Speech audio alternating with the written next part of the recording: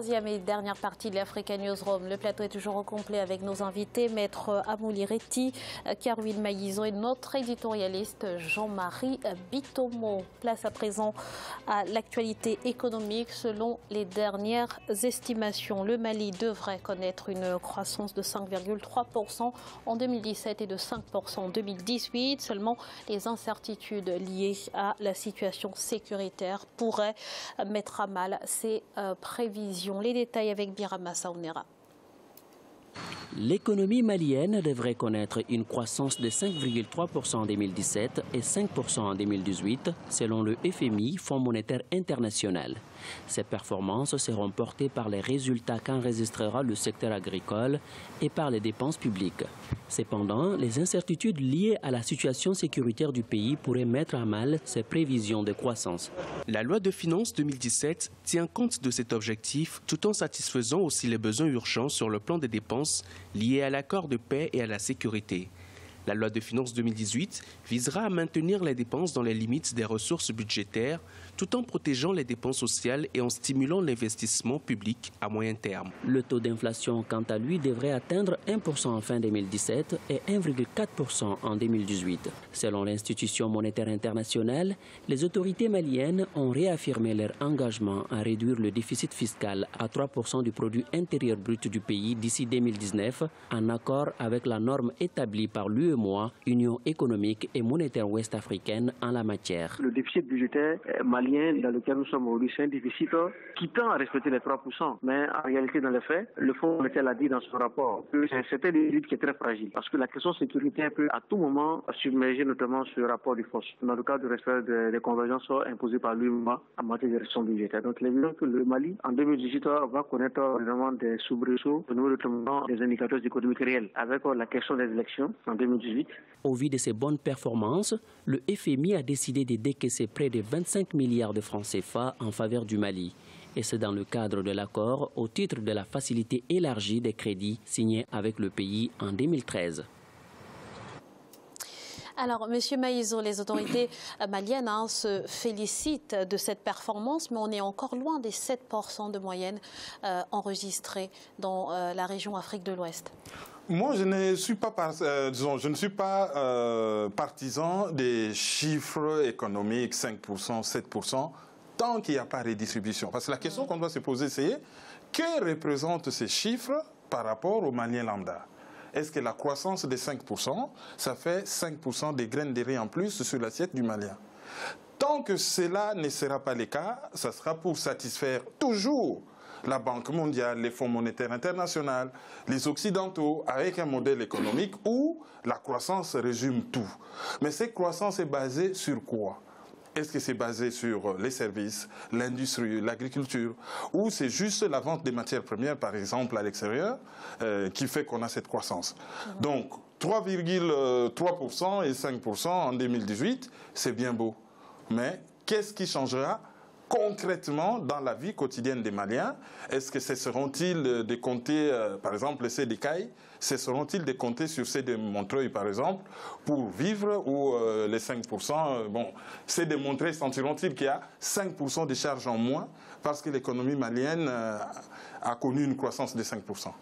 Donc le problème, c'est au niveau de la redistribution que ça se pose. Alors Jean-Marie, M. Maïzo l'a dit, c'est un chiffre, mais c'est un chiffre plutôt salutaire pour un État surtout en proie à l'insécurité. 5,3% de croissance. Pour un État en proie à la sécurité, Grazira, comme vous le dites. Vous savez que toujours sur ce plateau, j'ai toujours eu la position de notre invité qui est le suivant. Je me méfie des indicateurs internationaux. C'est quoi le contenu des indicateurs économiques qu'on nous donne? Qu'on me dise que le Mali va créer, je ne sais pas moi, 500 000 emplois, ça me parle parce que ça sert aux Maliens.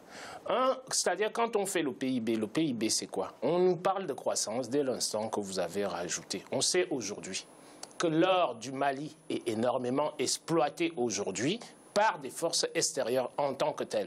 Mais maintenant, ça va permettre au Mali de pouvoir engranger des recettes supplémentaires.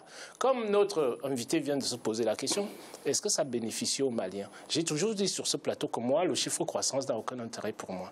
Je veux qu'en Afrique, dans nos économies africaines, que nous puissions axer nos analyses sur ce qu'on appelle l'IDH, l'indice du développement humain. Quel est le développement, c'est-à-dire de la vie des Africains face aux croissances qu'on nous place? Il a parlé tout à l'heure de la Banque mondiale. La Banque mondiale est satisfaite parce que le Mali va pouvoir rembourser, si vous voulez, la charge de la dette de manière beaucoup plus facile. Mais le Malien, qu'est-ce qu'il en tire là-dedans concrètement? C'est ce que je voudrais savoir. J'ai toujours dit sur ce plateau que j'aimerais bien que les indicateurs internationaux économiques qu'on nous donne, qu'on nous arrête même les histoires de la croissance, qu'on nous dise à chaque fois concernant les pays africains, tiens, tel pays a créé telle industrie, tel pays a créé tant d'emplois, tel pays a fait en sorte qu'on a mis un cadre réglementaire qui fait en sorte que les personnes les plus âgées soient favorisées. Mais en dehors de ça, nos croissances africaines, ce sont des croissances qui n'ont pas de sens par rapport aux exigences des États africains en tant que tels. Ce sont des indicateurs économiques qui sont posés au niveau international qui ne correspondent pas à la réalité africaine en tant que telle. La réalité africaine, c'est de savoir, comme notre invité le disait tout à l'heure, est-ce que l'Africain voit les progrès dans sa vie quotidienne? C'est-à-dire qu'on parle du court terme, du moyen terme ou du long terme, quelles sont les évolutions qu'ont enregistrées les États africains? Ça fait depuis 50 ans que nous sommes indépendants. Qu'on me cite combien d'industries il y a dans chacun des pays africains. Après, je croirais, si vous voulez, au chiffre de croissance. Sincèrement, je n'ai rien à redire. Je n'ai même pas matière à contradiction parce que, sincèrement, j'ai toujours constaté qu'à chaque fois que la Banque mondiale, le Fonds monétaire international et toutes ces institutions bancaires sont satisfaites, c'est le peuple qui trinque. Donc, sincèrement, il n'y a pas de raison de pouvoir... moi, je dirais plutôt aux Maliens, pour prendre de court certaines déclarations qu'on a entendues dernièrement, écoutez, profitez alors de cette envolée pour faire plus d'enfants. Parce que peut-être bientôt, vous ne serez même plus en mesure de pouvoir en faire parce qu'on vous interdira d'en faire et on vous dira que si vous faites plus d'enfants, vous freinez le développement du Mali. Merci, Maître Réti. 38%, c'est notre chiffre du jour. Il représente le pourcentage que représente le secteur informel dans le produit intérieur brut des pays d'Afrique subsaharienne. Monsieur Maïzo, quels sont les facteurs qui stimulent le développement de ce secteur informel sur le continent? C'est la faiblesse déjà de l'État, parce que la nature a horreur du vide. Alors cette faiblesse de l'État fait que les secteurs informels puissent prendre les devants. Vous savez, dans beaucoup de pays africains, lorsque l'on terminait l'université, la voie obligée, c'était la fonction publique. Bon, au Congo, par exemple, qui est un des grands pays africains, être fonctionnaire, c'est une insulte. C'est synonyme de pauvreté, de clochardisation et tout ça. Donc, on vit dans un pays, par exemple, s'il faut prendre celui-là comme modèle d'étude, on vit dans un pays où il y a beaucoup plus d'informels que de formels. Mais l'informel, c'est en quelque sorte la débrouillardise. Donc cela montre les capacités des Africains à se débrouiller, à survivre dans un environnement où généralement on a des États faillis. Donc moi je pense que demain ce qu'il faudrait faire c'est juste renforcer d'abord les États, partons des États faillis vers des États un peu plus constitués, on aura beaucoup plus de formels que de l'informel, mais en prenant un modèle spécifique à l'Afrique. Et pour l'Afrique, j'encouragerais beaucoup plus les métiers, la formation, au lieu de suivre un chénal qui amène vers des études qui ne veulent déjà rien dire. Et puis les deux autres chénals sociaux. Les schémas, notre invité vient de parler d'une problématique qui est très grave en Afrique. Nos schémas, si vous voulez, d'éducation, de formation, sont des schémas qui sont, comment dirais-je, calqués sur ce qui se fait en Occident. Alors que l'Afrique, nous avons d'autres besoins, des besoins qui sont complètement différents, qui sont la formation, si vous voulez, d'ingénieurs, des cadres. Mais à ce niveau-là, comment se fait-il que regardez un peu en Afrique. Aujourd'hui, les écoles de commerce pleuvent en Afrique parce que l'État s'est retiré. Alors que je dis toujours sur ce plateau, une des fonctions régaliennes. Vous savez, il y a un philosophe chinois qui disait que pour tuer un État, vous n'avez pas besoin de prendre des armes pour faire de la guerre. Il faut tout simplement détruire le système éducatif et vous rendez le pays, si vous voulez, en l'espace de 5 ans, vous rendez ce pays-là dépendant une fois que vous avez détruit le système éducatif. Et Mandela nous a bien, c'est-à-dire le chantre de l'Afrique, nous a toujours mis sur la voie, nous a dit, c'est-à-dire l'Afrique va se développer à travers quoi? À travers l'éducation des Africains en tant que tel. Dieu seul, si Mandela, c'est de quoi est-ce qu'il parle? Si ce bonhomme-là n'avait pas eu un niveau d'éducation requis qui lui permettait de pouvoir tenir tête, ne serait-ce qu'intellectuellement, vivre pendant 25 ans intellectuellement, il faut être formé pour pouvoir le supporter. Parce qu'on sait qu'il y a des raisons derrière. Mais malheureusement, chez nous en Afrique, l'État, qu'est-ce qui se passe? Dès que la Banque mondiale arrive, vous détruisez la santé, vous détruisez l'éducation, vous fonctionnez avec nous sur le modèle occidental. Le modèle occidental ne nous apporte strictement rien, nous n'avons plus les mêmes besoins, nous n'avons pas les mêmes nécessités. À l'Afrique de construire son modèle économique qui correspond aux nécessités et aux besoins des Africains en tant que tel. Alors, Maître Retti, le secteur informel fait perdre aussi aux États africains beaucoup d'argent en ce qui concerne justement la fiscalité. D'ailleurs, certains considèrent le secteur informel comme une fraude fiscale. Qu'est-ce que vous en pensez? Parce qu'une fraude fiscale, on peut frauder éventuellement au fisc si le fisc existe. Dans les États où il n'y a pas de fisc, qu'est-ce que vous voulez frauder? Et puis de l'autre côté, l'État doit beaucoup plus aux citoyens que les citoyens ne doivent à l'État. Parce que finalement, tout rentre dans les poches des ministres et tout le reste. Donc alors, qu'est-ce que vous voulez que les gens fassent?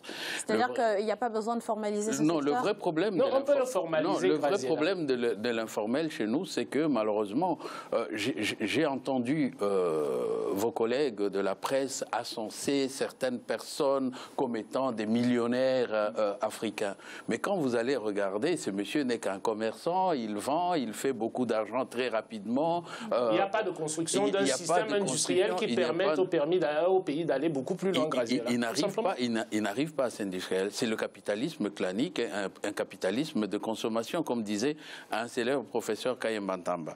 Le capitalisme de consommation, bon, il est là, effectivement. Chacun se débrouille pour pouvoir éventuellement avoir de quoi mettre dans son trou. Et s'il arrive à avoir plus, éventuellement faire la politique, pourquoi pas, pour pouvoir éventuellement en avoir encore plus à mettre dans ses poches. Bon, il faudrait tout simplement, Graziella, par rapport à ce que vient de dire Maître, c'est-à-dire on doit poser un cadre schématique, formel, correspondant à ce qui se fait chez nous en Afrique. Heureusement, il y a des États qui ont commencé à prendre cette voie-là. Comment voulez-vous? Vous prenez une SARL ici, là, en France. Vous allez calquer la même chose, si vous voulez, dans un pays africain. Vous allez demander aux gens, poser 1 million de francs sur la table pour créer, comment dirais-je, une SARL. Alors que la SARL, c'est la plus petite société en dehors du micro-entrepreneuriat en France aujourd'hui. Mais moi, je parle de ce que nous avons copié en Afrique. Comment voulez-vous que les Africains aillent trouver 1 million pour créer une SARL?